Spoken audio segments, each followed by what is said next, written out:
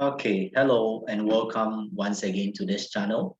I am excited to host you. I am Wisdom, and I appreciate your time to share in today's lesson. Today we are looking at the second part of our lesson on understanding personality, and it is my hope that by the end of this set of lessons, you'd have a better understanding of what personality is and how we as individuals are unique and different, in terms of our thinking, our feeling, and our behavior. That in a way would help you to understand and appreciate yourself the more, and also understand and appreciate other people and their orientations. Last week, we looked at the overview and some key things about personality, why you need to understand it, characteristics of personality, factors that influence or inform personality types.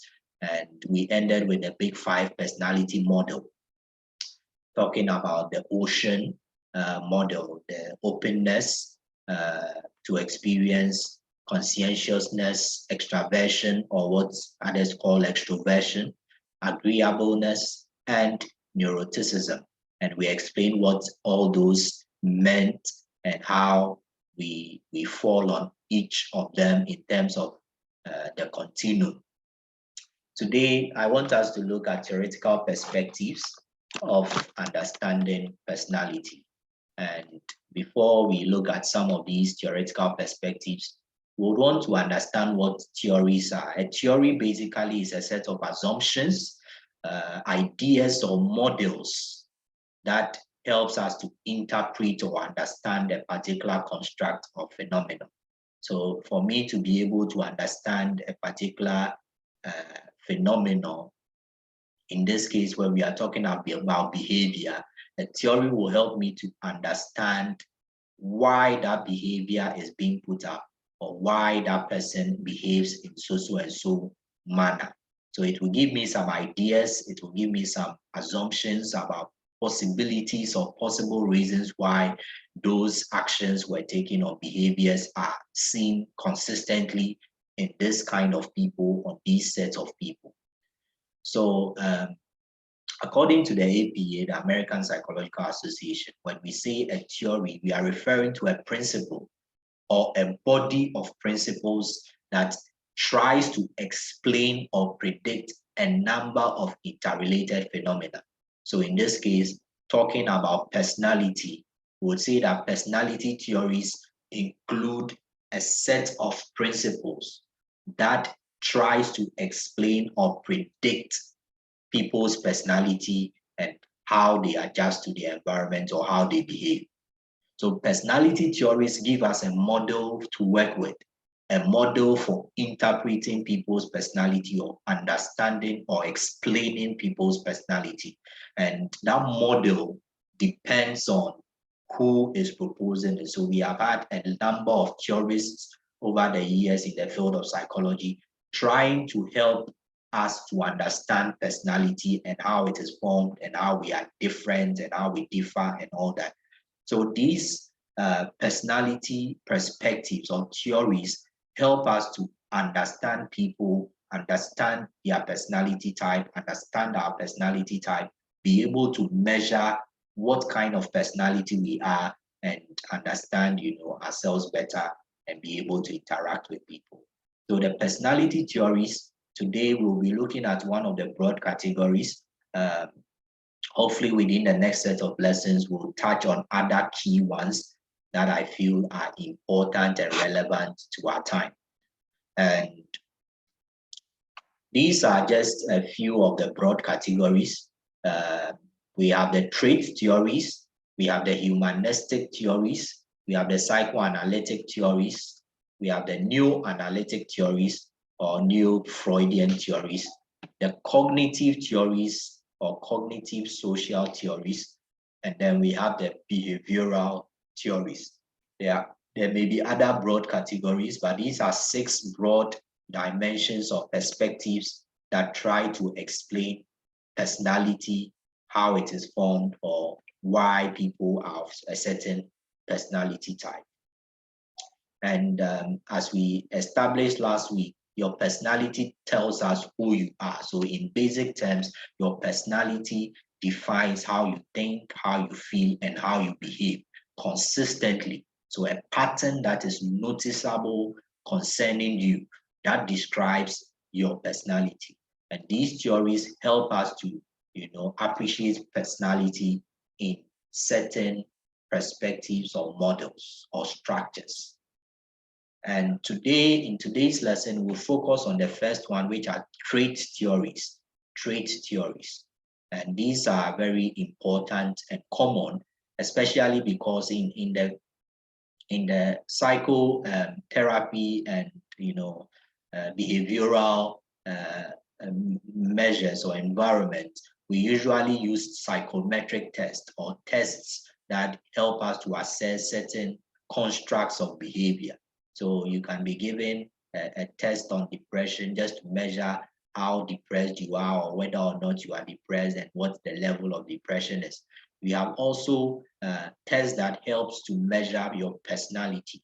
And most of these psychometric tests for personality are trait-based. They are based on the trait theories. And so we'll try to understand what the trait theories are. I'll show us two tests, online tests that you can take after the lesson. I'll put the link in the description of this video so that you can take it yourself and see where you fall in that particular test based on the theories we'll discuss in a moment. So what are traits? When we talk about traits, what are traits? So you would hear that this person has this particular trait, and so and so.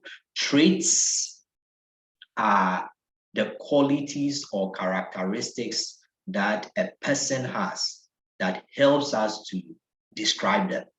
So if I want to ask you to describe me, someone who knows me may say that I am quite helpful, I am quiet, reserved, I am intelligent. These are qualities, these are descriptives about me that is trying to tell you that this is who Wisdom is.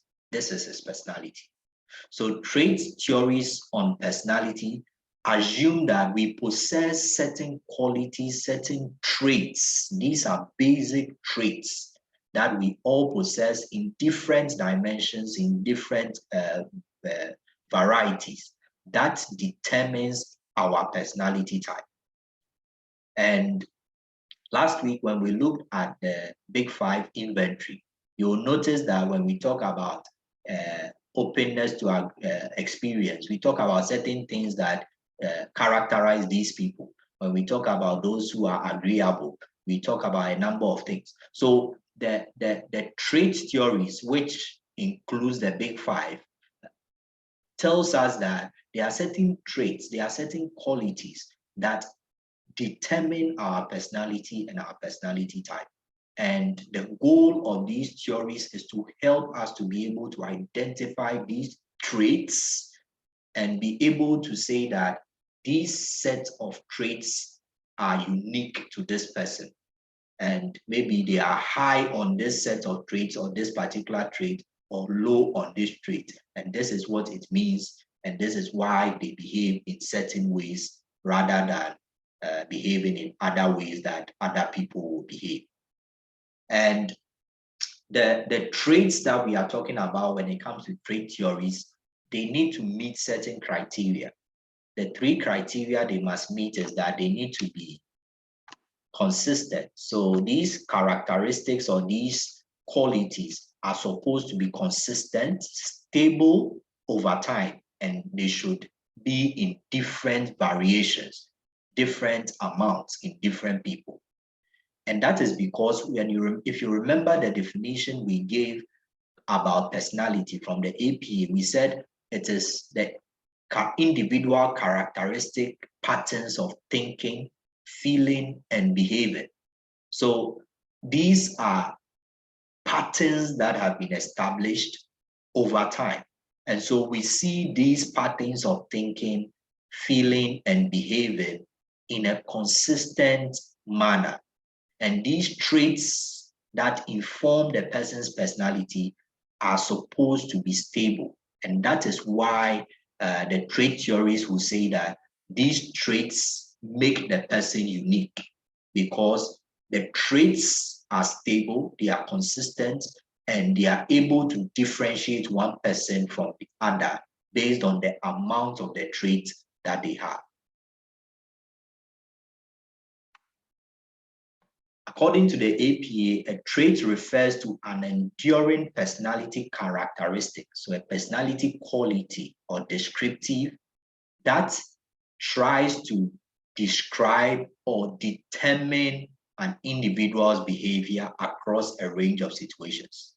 So the bit about stability comes in. So in different situations, we would have established certain traits, certain characteristics that you demonstrate consistently.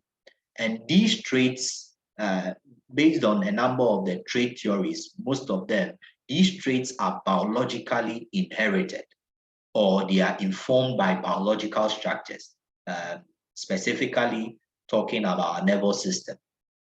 And our nervous system is that communication component of us. So our central nervous system making up our brain and our spinal cord, and our peripheral nervous system, we talk about the sympathetic, autonomous nervous system, and all that. So the trait theorists assume, for the most part, that these traits or attributes that determines a person's personality are based on certain biological structures and can sometimes be inherited. So you can hear that like father, like son, this person, is just like the father, they behave in a similar manner. Trait theorists will say that the traits that this person is exhibiting is similar to the father because probably it was inherited, because these traits are biologically determined for the most part. So in summary, the trait theories or perspectives on personality focus on identifying the basic traits or qualities that makes one person unique from the other. And that's all that the trait theories are trying to do. Identifying the basic traits or qualities, attributes that makes one person different from the other, that makes me different from you. Now, let's look at a few of these trait theories. The first we'll look at is from a man called Hans Eysenck, and he was a British psychologist, a key figure when it comes to the field of psychology and personality psychology particularly. And he came up with a three-dimensional bipolar trait model for understanding human personality. And his model is called the pen model. Now,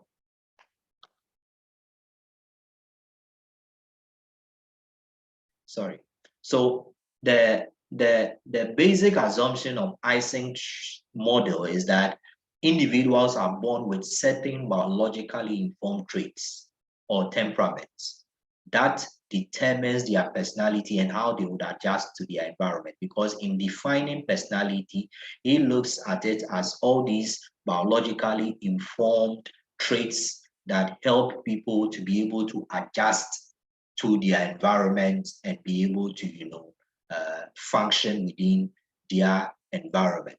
So Eysenck believes that all of us, each of us, were born with certain traits that are biologically determined, and he would specifically relate it to our autonomous nervous system and specifically our sympathetic nervous system, which generally helps us in responding to stressful situations and how we react, in terms of involuntary actions and voluntary actions and all that. So his theory is informed by these biological central nervous system or nervous system dynamics, and how he feels that the traits are related to them, and our reactions or response, the body's response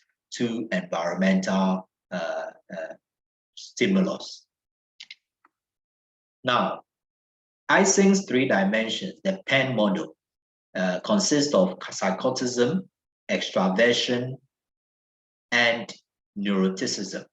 And these, especially the extraversion and neuroticism, are bipolar in nature. So that means that you have 2 extremes of that trait. So we have some people that will score high on the extraversion, they will be on one end, and some will score low on that dimension, which will mean that they will be falling on the other end of the pool, which is the introversion. And this makes his model a bipolar model, as I stated earlier. So it's a 3-dimensional bipolar trait theory, and we see it reflected in this diagram from medium.com. And so you have the bit about temperaments, which we may be able to talk about in another lesson sometime.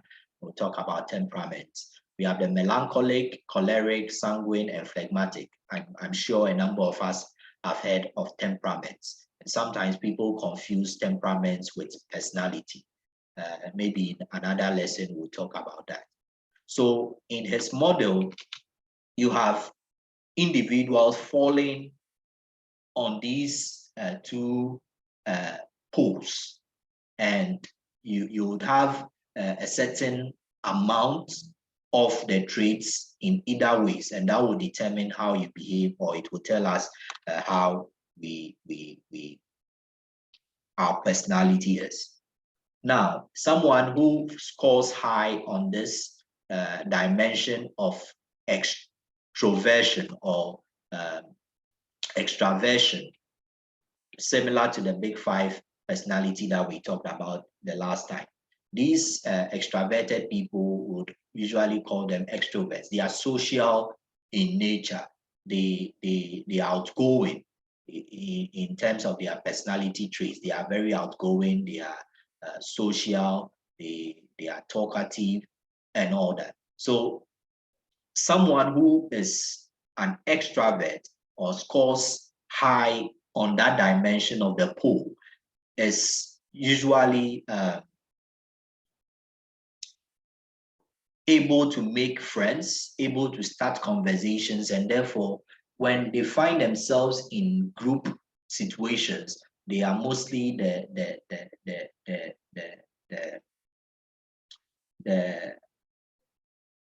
engine of the group, so to speak, because of how they are easygoing and they are very optimistic. They easily make friends, they easily start conversations, they are very social and all that. So someone scoring high on this dimension would be extraverted. However, if the person is scoring low on the pool, then the person is at the other end of the scale, which is the introverted personality. And these are people that would usually be withdrawn, reserved, want to be quiet, they love their personal space, and they are not so much enthused about a lot of activity. So these people, according to Eysenck's model, it is as a result of certain responses in the sympathetic nervous system. And so people that are extroverted, the idea is that their level of arousal in their nervous system is very low. And so it will take a lot of activity and engagement and all that to be able to help them to build up their arousal levels. And so activity, engagement, a lot of talking and action, helps the extroverted person to be able to survive and adjust to their environment. So he links it to how the nervous system responses are controlling the kind of behaviors. And he would tell us that, so someone who is more introverted on that continuum, it means that the person's nervous system is already, highly aroused and active. And therefore, they will not need a lot of activity to keep them able to adjust to the environment. They will rather need less of activity, less of hyper, impulsive situations, so that they can be able to reduce the activity, arousal activities of their nervous system. They don't need external forces to help them to stimulate themselves. They are just fine because the nervous system, the key activities within there is already, in a high level. And introverts typically would be, as we mentioned, they will be quiet, they will be more reserved, and these are people that are able to control their emotions more and all. So that is the first dimension, the first, bit of the trait, the extraversion, introversion dimension, which is on 2 poles. So scoring so high on the pole would mean that the person is extroverted. Scoring low would mean they are introverted. And it also means different things for the different people. Then we have the other dimension, which is the neuroticism. And if you recall from the Big Five, when we looked at it last week, neuroticism is related to emotional instability. So people that score high on neuroticism are usually people that are emotion driven, easily get angry, easily get sad, are nervous, suspicious of other people and all that. So on this dimension of Eysenck, someone who is scoring towards the extreme, the other side of the scale, which is the neurotic or neurotistic dimension, this person has unstable emotions. But someone that is scoring on the other extreme, where it is unstable emotions, then the person, so in this case, it will mean that if you are scoring high on neuroticism, you have unstable emotions. If you are scoring low on neuroticism, that means you have more stable emotions.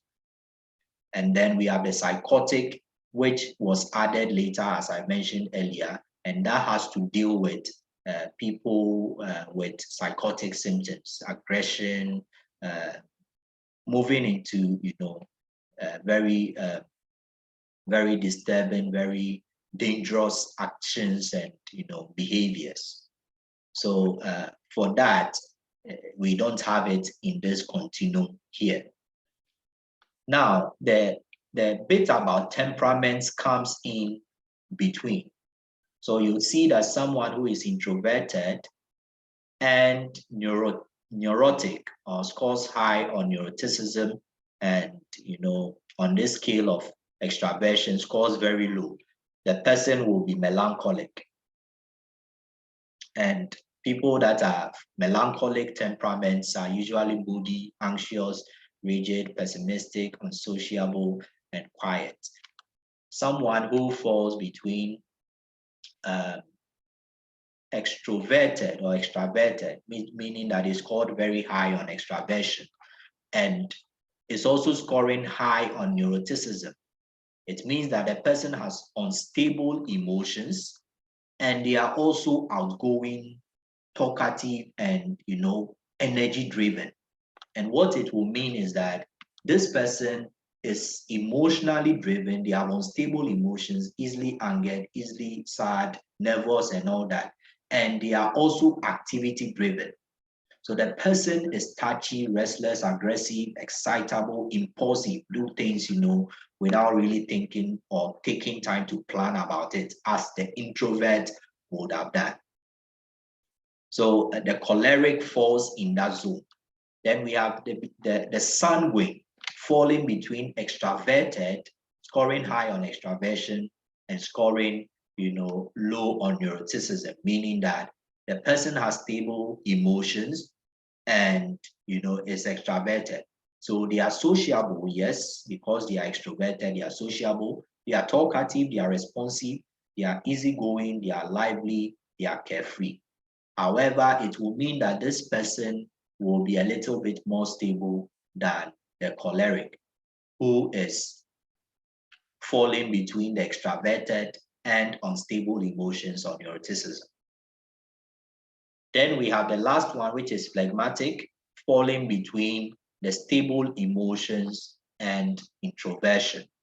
So someone who is introverted and has stable emotions, scoring low on neuroticism and scoring low on extraversion, meaning they are introverted.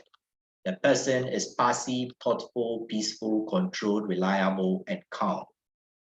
So you can just picture that as an introvert who, is also high in terms of emotional stability. So they don't easily get angry. They don't easily get, nervous. They don't feel hopeless and all that. That will be a phlegmatic. They are thoughtful. They are calm in situations of distress or anxiety-induced situations. They remain calm. They are very cautious. They think about the situation, think through it, and all that.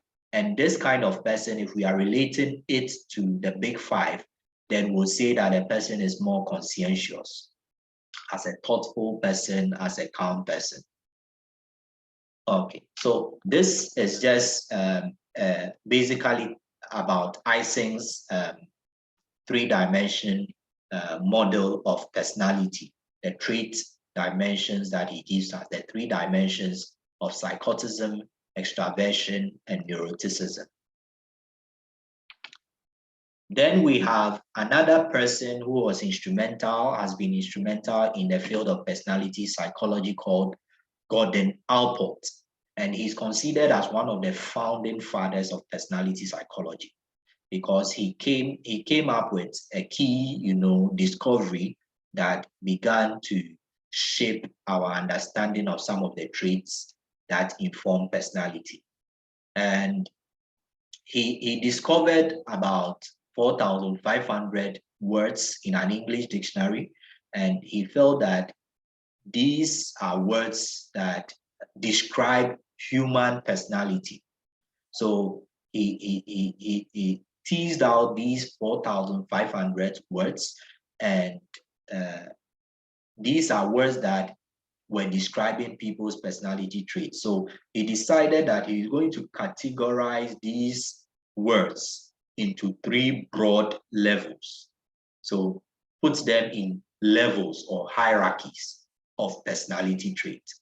And according to his theory, his trait theory, individuals can be described based on the cardinal traits or characteristics that reveal or capture who they actually are. So the core traits in terms of the hierarchy determine or try to help us to see who you are. And so the words that he teased out were words that he was going to put into these three categories, so that in terms of hierarchy, we'll say that the first hierarchy probably gives us a bigger description of you. The second hierarchy, so and so, and the third one. And these three are the cardinal traits, the central traits, and the secondary traits. So Allport puts these all these descriptives he found into these three categories or levels. The cardinal traits are dominant traits that are mostly used to describe individuals, and they would usually reflect a major description of you. So if you should ask somebody that who is maybe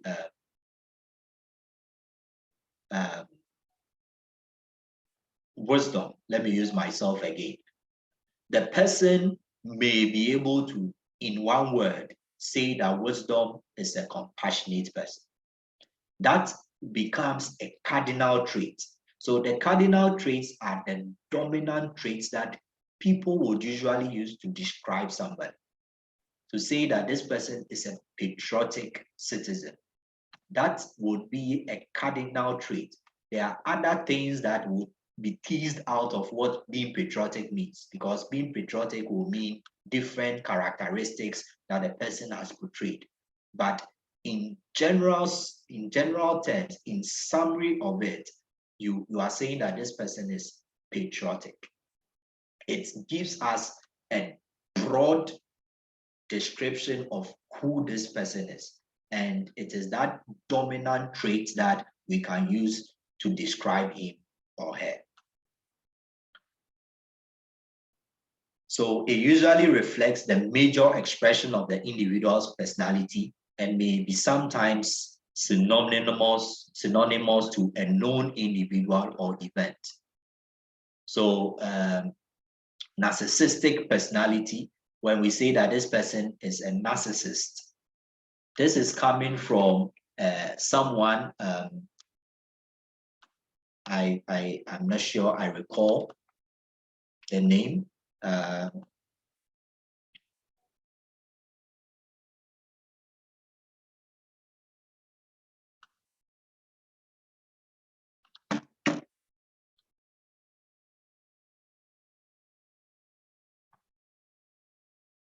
Okay, so I had to do a quick search on the name. So this originates from a certain man in the 1st century called Narcissus.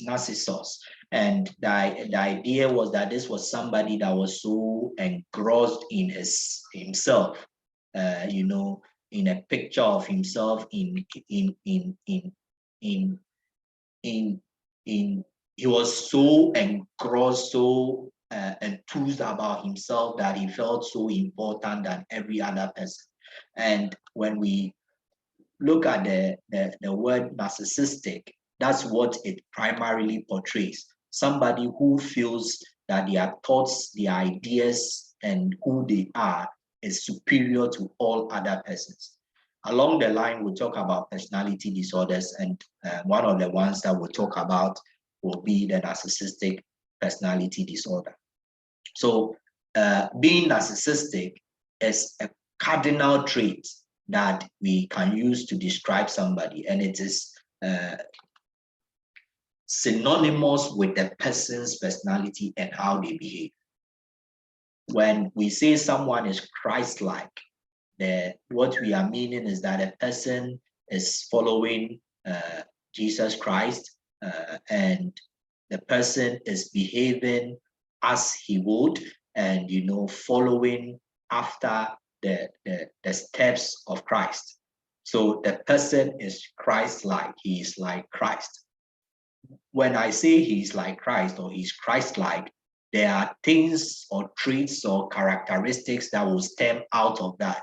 So the person would be gentle, the person will be loving, the person, all these are other traits, but the Christ-like gives you an idea of who this person is. It is the dominant trait that we use to mostly describe somebody who is behaving like Christ. So this is Christ-like, the S before the T. Then we can say someone is compassionate. Being compassionate involves a lot of other traits that we would have seen. But saying that someone is compassionate is a cardinal trait. It's like a foundational pillar, so to speak, a big, description of who this person is. And then as I mentioned earlier, the person is patriotic and all. So the cardinal traits are dominant traits that are mostly used in describing individuals. Then we have the central traits. The central traits, in terms of the hierarchy, are the second, on the hierarchy. And these are basic, noticeable, or easily to notice characteristics about a person. and they form the foundation of the individual's personality. So we can say that these are the traits that you can notice easily about a friend, about somebody, that would probably lead you to say that this person is compassionate, this person is patriotic. So the central traits are believed to be the foundations of an individual's personality. And Allport thinks that we possess about 5 to 10 of these traits. So we can say the person is honest, the person is confident, the person is punctual, the person is intelligent, the person is hardworking. These are things that you can easily notice about somebody. The person is lazy, the person is this, the person is that. All these traits are easily noticeable. They are central to who the person is. And when we put together these central traits, then we can be able to say that this is how this person is. The person is a patriotic person, a loyal person, based on the central traits that we can easily notice about the individual. And the last level is the secondary traits. And these are traits which are not as significantly expressed or seen as the first two. So it's hard to notice the secondary traits because they happen once in a while. So they are not as consistent as we would see for the central traits. They are not so stable. So you can have somebody who is an extrovert, who is very social, but there may be an instance, something happens, or in a particular situation, this person will be so quiet, maybe they've lost a loved one or something has happened to them. So that trait of withdrawal or quietness is not something that we would usually see about a person, but it comes out once in a while in a particular situation. So it's not common.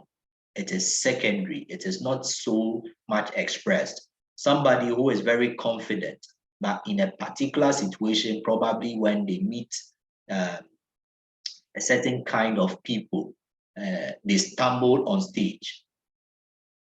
They are generally confident, they are able to speak and all that, but that in that particular situation, we find that they demonstrate or reveal a certain trait about them that we may not have known. So these are the secondary traits according to ALLPORT'S 3 levels. Okay. Then the final theory, the trait theory, final one we'll talk about is CATTEL'S 16 personality factors. But before we do that, let me take us back. Okay, let's finish with this, and then I'll show you the tests.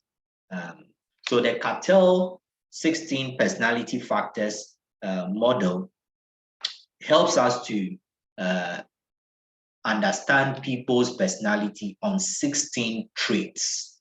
So Rammond Cattell was a British-American psychologist who was interested in the work of Allport. So we mentioned Allport's 4,500 adjectives he found to be describing human personality traits. And so Cattell worked on that using what we call factor analysis to try and group those adjectives or traits that are similar, so that if there's a trait like hardworking and diligent, you may want to group it together because you feel they are talking about the same thing. So through factor analysis, that is what you are doing. And that is what Cattell did to bring down over time. He was able to bring down about over 4,000 traits that Allport identified from the English dictionary to 16 personality factors or traits. And according to him, individuals possess these 16 personality traits or factors on a continuum. And I'm sure you would have noticed that with the trait theories, the person is said to have the traits on a continuum. So the big five, you have a certain amount of this. So whether you are you are on extraversion, you have a high level of that trait and low level of maybe introversion. So there's a continuum dimension to the trait theories. And this is what Cattell also says. So you can be high on some traits and low on other traits on the 16 personality factors. So this is an image from researchgate.net. And at the center, we see the 16 factors or traits. So warmth, reasoning, emotional stability, which you'd remember was in ALLPORT'S theory. We have dominance, liveliness, rule consciousness, social boldness, sensitivity, vigilance, abstractness, privateness, apprehension, openness to change, which is similar to openness to experience in the big five. Self-reliance, perfectionism, tension. So if you are scoring low on warmth, so if you take a test that is based on Cattell's model, so we'll look at that in a moment. If you are scoring low on warmth, it means that you are more reserved and you want to keep to yourself. Then if you are scoring high, it means you are warm, and warm people are usually welcoming of others. They accept and appreciate other people and all that. So if you are scoring high on this trait, then it means you are a warm person, quite welcoming. You allow other people within your space and you feel comfortable and allow them to feel more comfortable as well. If you are scoring low on reasoning, then that means you are concrete. You are a person that deals with practical things. You want practicalities rather than theoretical, philosophical things. So you want to see the thing. Seeing is believing. You want to deal with things that we can work with, see things and work with them. So you are more about concreteness. And if you score high on reasoning, it means that you are abstract. You are able to think abstractly. You love engagements that are philosophical in nature, theoretical issues. You are able to appreciate them and all that. Emotional stability, if you score low on it, it means you are very reactive. So you don't really think through things. You are emotion driven, like the neuroticism, scoring high on neuroticism, either in, the big five or in the earlier Eysenck's model up here. Dominance. So if you are scoring high on dominance, that means you are someone that wants to be in the forefront. You want to be in charge, be in control. You are a dominant person.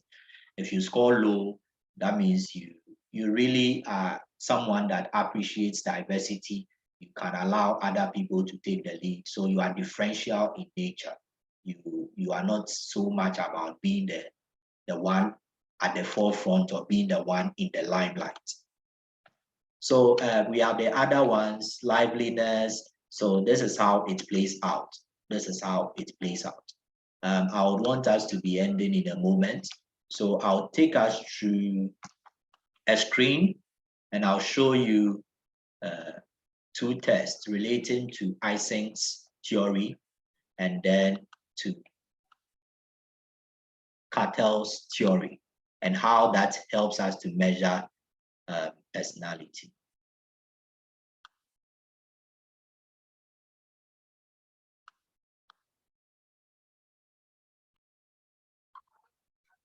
Okay, so this is a test on openpsychometrics.org, openpsychometrics.org. I'll put the link in the description to the video so that you can access it. And this tries to assess CATTEL'S 16 personality factors. So I have already completed this. So you would read the statements. It's on a scale of 5 levels. So a 5 scale like it, strongly disagree to strongly agree. So you'd select, I take time out for others. I strongly agree to that. I know that I'm not a special person. I strongly disagree with that. I take control of situations. I'm in the middle, neutral on that. It depends on whatever the situation is. So you answer all of it, and then it's quite a lot of it. It's quite a lot. So you just have to take your time and do due diligence. Then you submit. So after submission, let me show you my results. So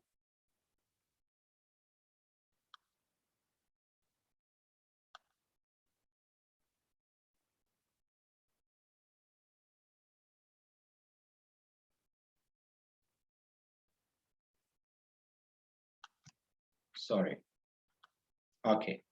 So we have my results here, and you'll see that this is between 0 to 4. So in terms of the score for each of the traits. So for warmth, I hope you recall warmth from the traits. I had 3.4. And warmth is how nice you are to people.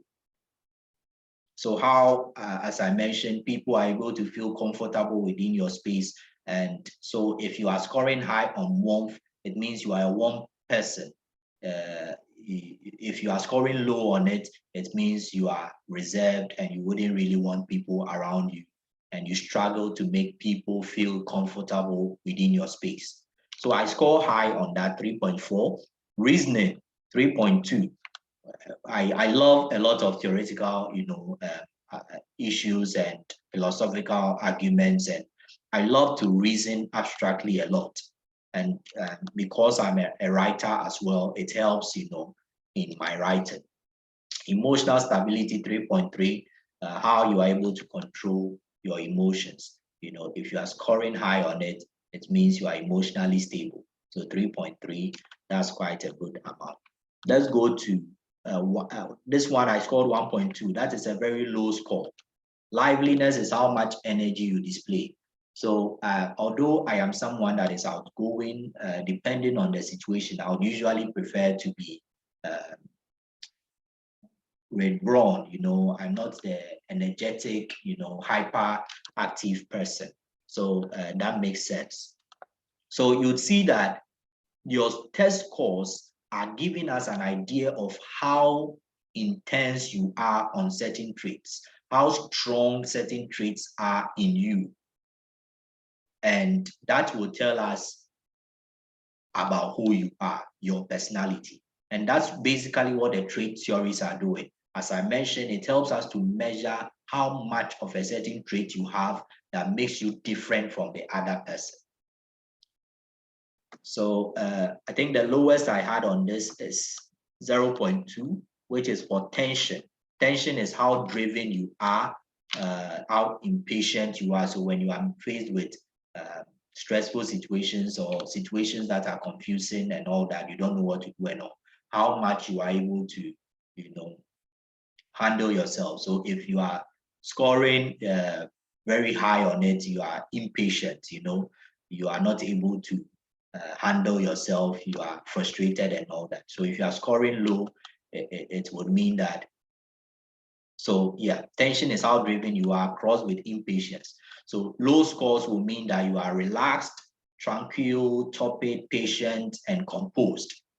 So high scores are indications that you are always tensed in such situations, high energy, impatient, frustrated, overly thinking, and all that. So that is how the test will help you to see how you fall in CATTEL'S 16 personality factor model.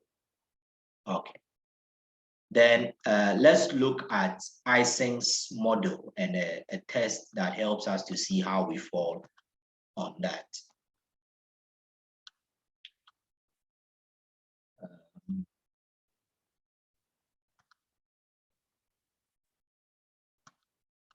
Okay. Sorry.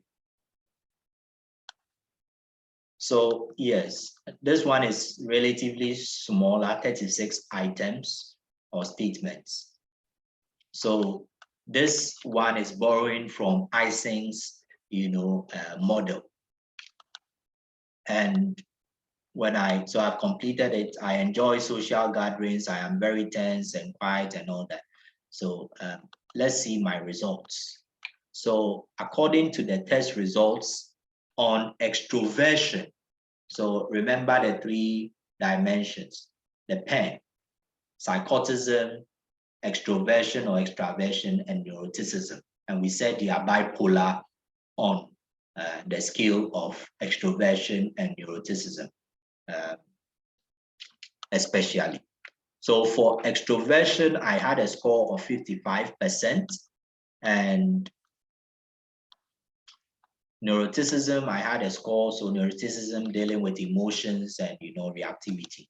I had a score of 21%, and for psychotism, which is about rebelliousness, as I explained earlier, about behaviors that are dangerous and quite, psychosis, behaviors, quite dangerous and risky behaviors. I had 20%. And this is what it means. So I had around the middle of 100%, so 55% is close to 50. So extroversion results were mediums, which suggests that you are moderately talkative, outgoing, sociable, and interactive.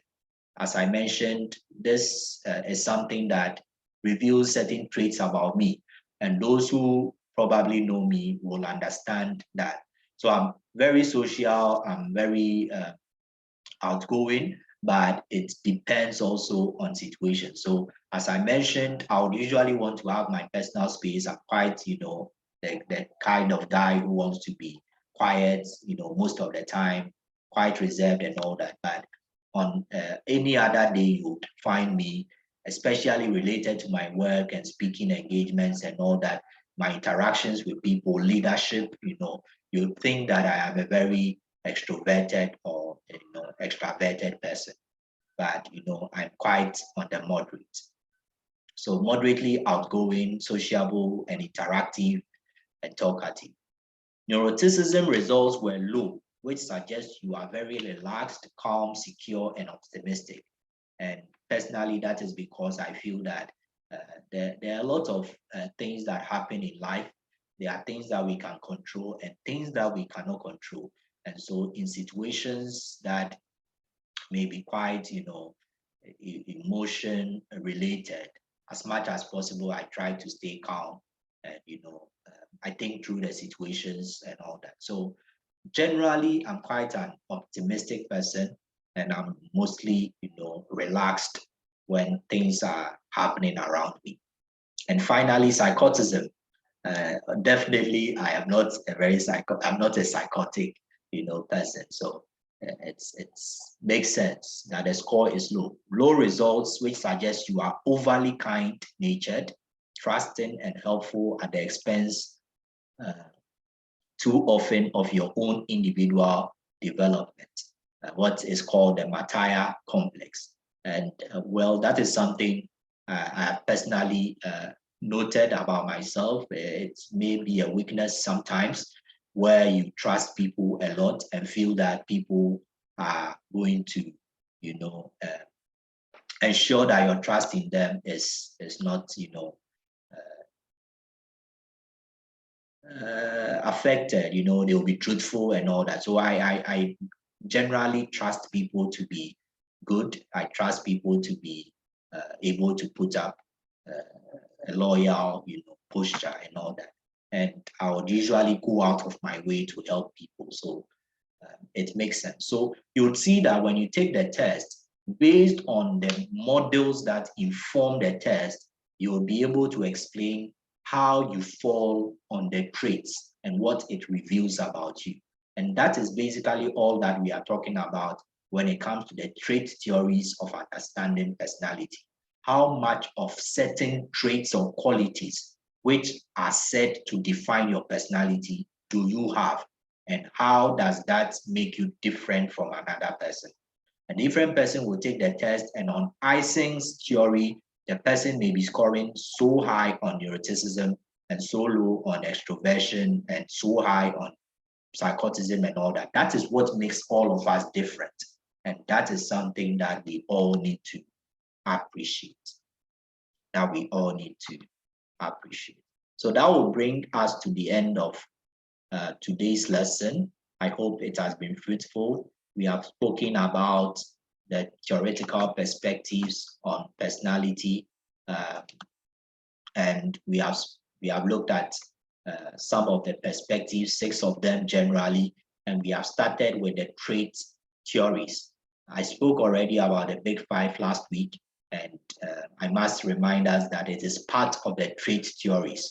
So technically, we have looked at 4 of the trait theories: the big 5 model, ALLPORT'S 3 levels or 3 dimensions, Eysenck's, 3 dimensions as well, and then ALLPORT'S was that CATTEL'S 16 personality factors. Thank you so much. If you have any question, you can put it in the comments, and we can have a conversation. Hopefully next Friday, God willing, would have another lesson. We may be looking at some of the behavioral theories of personality and how they can help us to understand people's personality and their behavior. Thank you so much for making time to join me. I appreciate your time. Please share the lesson to others, whether they are psychology students or generally people that would want to understand personality. Anybody that has anything to do with understanding human behavior, I'm hoping that you share the video with them, and we'll all learn together. Thank you so much, and have a good time.